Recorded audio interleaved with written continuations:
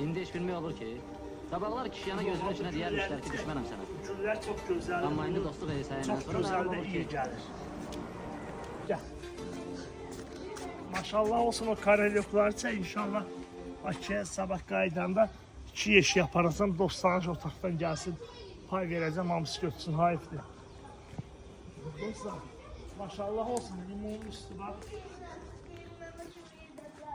Baba bunları çək. Limonları çək. Aralıdan çək biraz, hə. Çək indi bu yüzü çək. Buranı çək. Maşallah olsun, gəl. Kremfit çək. Kremfitlər maşallah olsun, bax. Bax da görsən. Bu gül də qəşək güldür. Bu da qəşək iyi gəlir. O gözəl güldür baba. Feyxadır, kividir həyətdə maşallah olsun. Bütün